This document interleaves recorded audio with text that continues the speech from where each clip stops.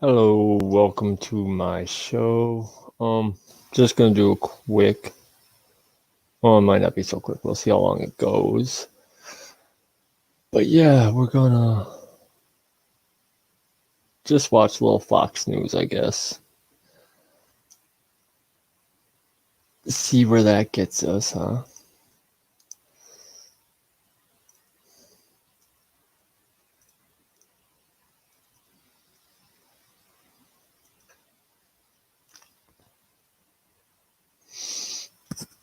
All right, here we go. Got out of hand after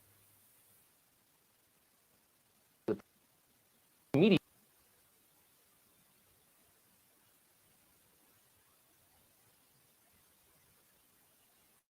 Good evening and welcome to Tucker Carlson tonight. So much going on, but first a skeletal outline of the news. So yesterday, President Trump told a group of his supporters to head to the U.S. Capitol building. Many of them did. While they were there, some of Trump's supporters pushed over police barricades, crawled through broken windows, and made a mess inside. One of the protesters, a woman from San Diego who was wearing a Donald Trump flag as a cape, was shot dead by police. Within minutes of all of this, virtually every powerful person in the country erupted in rage at Donald Trump. Business leaders demanded that Trump be removed from office immediately under the 25th Amendment. Members of Congress clamored to impeach Donald Trump. At least one Democrat suggested that anyone in Congress who supported Donald Trump's claims of election fraud must be expelled. Meanwhile, the media said about denouncing Donald Trump as a terrorist and a murderer, etc. We could go on, but that's a rough recap of the last 24 hours. What do you notice about every news story on that list? They're all about Donald Trump, every one of them. The people in charge of every institution in American life now spend all day talking about Donald Trump. You may not have very different from any other day over the past 5 years. Since the moment he announced for office, it has been all about Donald Trump all of the time. And the effect on us has been noticeable. We've gone from being this big, sprawling continental country with an enormous span concerns and interests to a kind of sweaty, airless chat room of 330 million people, all of whom are simultaneously focused with monomaniacal intensity on a single man, Donald Trump. That is not healthy, no matter how you feel about Trump. And by the way, we're not attacking him.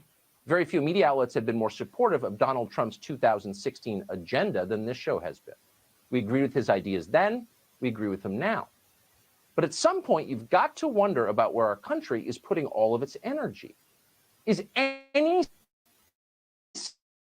single president, anyone, worth all of this time and attention? All politicians, whether you agree with them or not, come with a shelf life. They're people. They don't last forever. None of us do. In Trump's case, the expiration date arrives in 13 days. And after that, he will not be president. Now, we know a lot's going on, but just for a second, let's take the longitudinal view, the long view, by which we mean let's think about what life will be like in February, which is next month. 2 weeks from tonight, Donald Trump will no longer be in control of our nuclear arsenal. He will not have command of the federal agency or even, most likely, his own Twitter account. As much as less true, we cannot change it. The rest of us, and this is the key, will still be here. We've got nowhere to go. We don't have foreign passports. We're staying till the end. So what is life going to be like for us on January 21st? Not many people seem to be thinking about that, up to and including the people we pay to think about it, our political leaders. Donald Trump thinks almost exclusively about Donald Trump, but so does almost every single Democrat in the Congress, as well as every single Republican. All of them, every one of them is Trump obsessed. Who's you obsessed? Who's got your concerns top of mind? Who wakes up in the middle of the night worried about your family? As far as we can tell, no one. And that's the main thing we need to change. It won't be easy, but the themes are pretty clear, and here are the basics. The point of the Republican Party is not to protect the personal reputations of its leaders. That cannot be the priority. The point of the Republican Party is to protect its voters. In practice, that means protecting the Bill of Rights, our most basic freedoms. Those are the bedrock promises of American life. Without them, you wouldn't want to live here. Those freedoms are incalculably more important than any single politician. Donald Trump could become immortal and win the next 40 presidential elections, and his daughter the next 40 after that. But if America becomes a place where you have to violate your own conscience in order to hold a job, where you're not allowed to protect your family from mob violence, where your children can't afford to get married and raise your grandchildren because employers don't like their skin color, then what's the point of all of it? There is no point. No one wants to live in a place like that, or should have to, no matter who the president is. We should be very concerned about all of this right now. These are the core concerns. Much more concerned we are about whether Donald Trump can claim that he actually won Pennsylvania or Arizona or whatever. The Trump protest at the Capitol yesterday is already being used as a pretext for an unprecedented crackdown on civil liberties. Just in the last several hours, we have heard people in positions of power and authority. All right, so Mr. Tucker just said what I pretty much said in my video earlier. They're using what happened yesterday to crack down.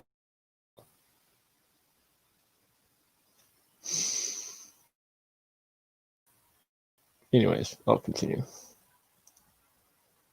Authority demand that those who support Donald Trump should no longer be allowed to publish books or use the internet or fly on airplanes. Driving cars, holding jobs, staying in hotels, those will certainly be next, and we're barely exaggerating. In fact, we're predicting it. To justify mind-bending, terrifyingly un-American demands like these, they are, as usual, relying on lies and hysteria. What happened yesterday, they're telling us, wasn't simply that a political protest got out of hand after the president recklessly encouraged it. That is, in fact, what happened. But it's not what they're saying. Okay, you might have had some feedback there, but when did he recklessly encourage it? Okay, so this is... I like how he's trying his best to defend whatever. Okay, in his one statement, he did say, let's walk to the Capitol. Let's walk down Pennsylvania Avenue. I mean, that's what he said. You should be able to do that being an American citizen.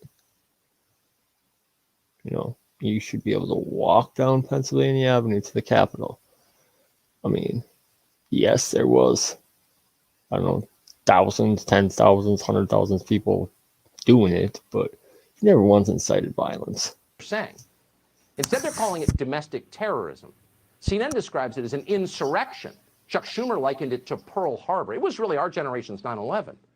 And needless to say, it was white supremacy. Today, to name just one small but revealing example, the Berkshire School in Massachusetts, a boarding school that costs $64,000 a year to attend, sent a letter to parents describing what happened yesterday as, quote, these acts of violence and racism. Now, if you're a literal person tied to outdated Western notions of linear thought and fact, that might confuse you. Racism? Whatever you thought about what happened yesterday, what was racist about it? Well, nothing, of course. There was nothing racist about it. The Berkshire School is lying. So is everyone else on the left. Why are they doing that? Simple. They know that if they keep saying it, history will record it as true. They understand, in other words, the power of language, and that's why they try to control language. They know that words have consequences. This is scary. In the face of it, the party that should be stepping in to stop it, to push back, to tell the truth in the face of lies, and to protect its voters from this deception and the destruction that inevitably comes next, that party does nothing. Often, in fact, they join in. This afternoon, a group of Republican staffers on Capitol Hill, lawyers who work for Republican elected officials, texted each other and concluded that actually, now that we think about it, yesterday's protest rally really was racist. Yeah, it was racist. Those are the people protecting you. With bodyguards like this, tens of millions of Americans have no chance. They're about to be crushed by the ascendant left. The people say, well, I don't think they should be allowed to fly on airplanes. What country is this? These people need a defender. You need a defender. Why is no one defending them? The main problem, and this really is the main problem, on the right anyway, the people who run the Republican Party don't really like their own voters. And they especially don't want the voters that Trump brought. Trump brought the party's ranks noticeably downscale, from the country club to the trailer park, as they often sneer, and this horrifies them.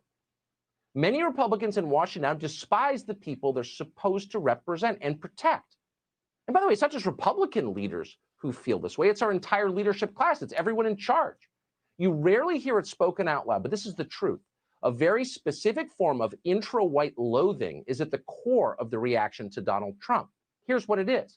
Nothing is more repulsive to socially anxious white professionals than working class people who look like them. Proles are their single greatest fear. They remind them of where they may have come from or where they could be going if things turn south. So if you want to understand the hatred, the real hatred, not just disagreement, but gut level loathing and fear of Trump in, say, New York or Washington or LA, you got to understand that first. It's not really Trump. It's his voters. The new money class despises them. Trump didn't despise them, and that really was his secret in the end. He didn't have much in.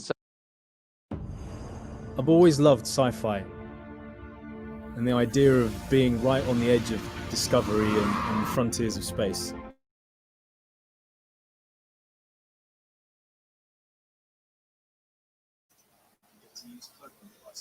So Tucker's got an ad going on.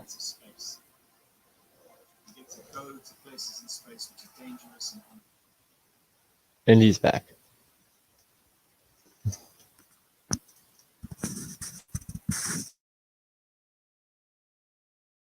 Some ways, but Donald Trump did not judge his own voters.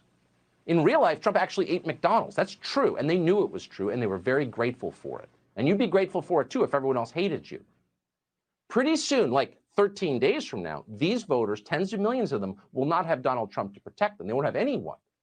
And unless the Republican Party decides to wake up and push back against the lies in progress and acknowledge the purpose of those lies, which is an unprecedented crackdown on the way you live, you will have no chance either. Miranda Devine is a columnist for the New York Post, and she joins us tonight. Miranda, thanks so much for coming on. We've had you on the show many times to talk about your reporting, the New York Post reporting into the Bobulinski story, the Hunter Biden story, many stories that as a political matter helped Donald Trump in this last election in November. Tonight, you have written, yesterday, you wrote a really interesting piece about Donald Trump's effect on the Republican Party. And so it occurred to me, you are one of the people we trust to describe what that is. I think you're a fair arbiter on this question. Tell us what you think the effect on the party has been of the last 4 years. Well, look, it's tragic what happened yesterday, and that is catastrophic, I think, for the Republican Party, but also for conservatives, for the nationalist populists that Trump represented, and for Donald Trump and his legacy. But it's not just about what happened yesterday. It's about the last 4 years of Trump and his supporters being demeaned and defamed, and every effort made to destroy his presidency, to discredit the 2016 election, to lie, to use the apparatus of the state, the intelligence agencies, to impeach him. I mean, there was not a dirty trick that Nancy Pelosi and her Democratic Party did not employ against Donald Trump with the full help of the media. And so that did not go unnoticed by Donald Trump supporters. I traveled around, to various battleground states and talked to them, and they hated the media because they felt that they had been traduced. It's not just about Donald Trump. It's about getting at those 75 million people. Okay, so I'm going to cut Facebook feed off. If you want to continue watching, go over to YouTube. Yeah, so do that. Facebook. See you later. Remove.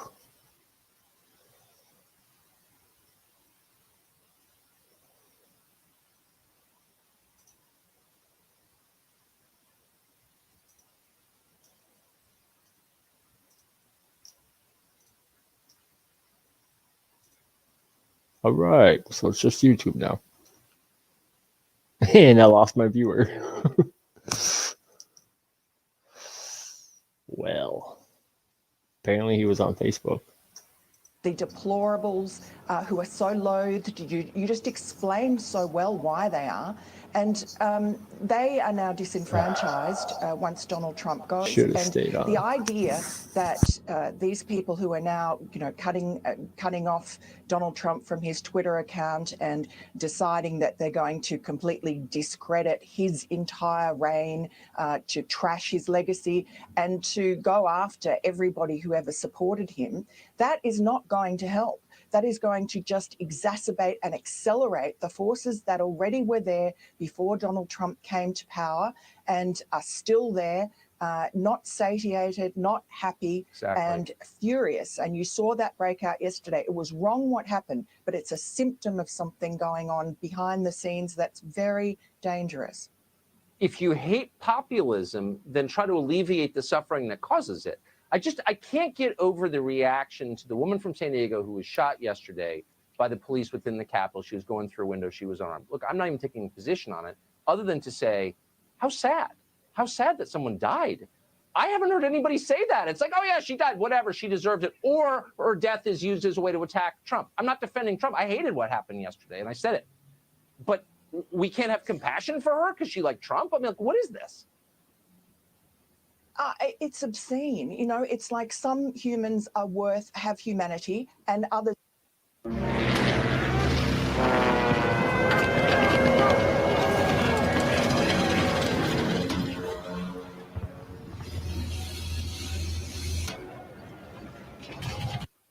If they're on the wrong ideological side, don't. You had Kristen Gillibrand this afternoon saying, oh, who cares about that woman effectively?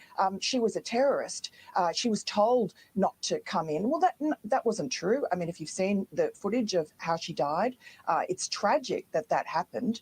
And she was unarmed, and we've seen cases, where there've been riots. There are still riots going on about armed men shot by police who didn't die. How come this woman is different? She's from the wrong social class, and you know that as well as I. That's exactly what this is about. They hate the proles, the ones who look like them but are from a different social strata. They hate them. It's amazing to me. Miranda, it's great to see you tonight. Thank you for that analysis. Thanks a lot, Tucker. So we've watched for 6 months as our leaders, big business in particular, has literally bailed violent criminals out of jail to go commit more crimes, defended anarchists. But now those very same people want you to know what we've been saying all along: rioting is bad. Some people are still exempt, though. We'll tell you who gets a free pass next.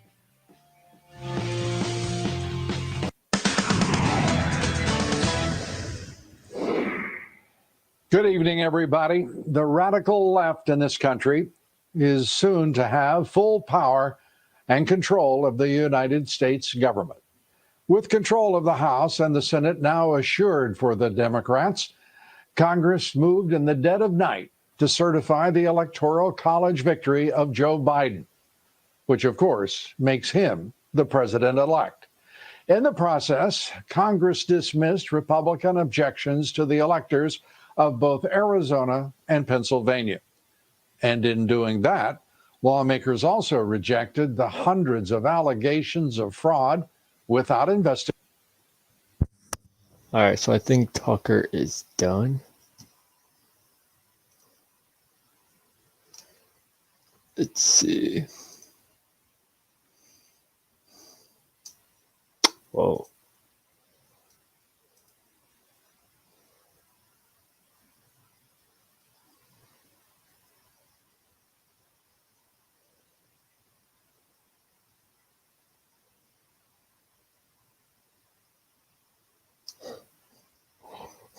Trump raged.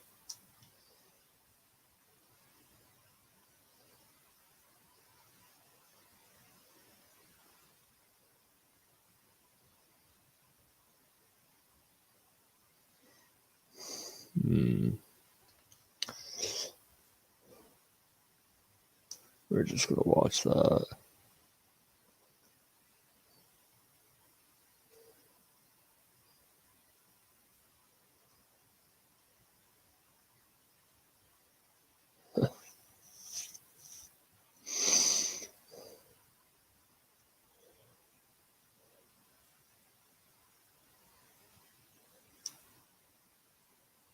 Trump in exile. All right. Anyways.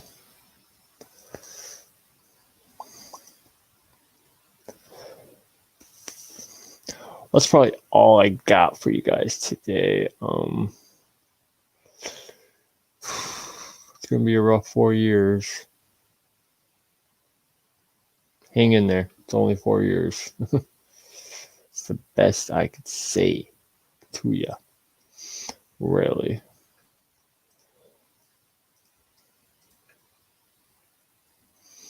So yeah, make sure you go check out the website. Right there. Boom. Till next time, guys. Check up on your friends and family. They matter.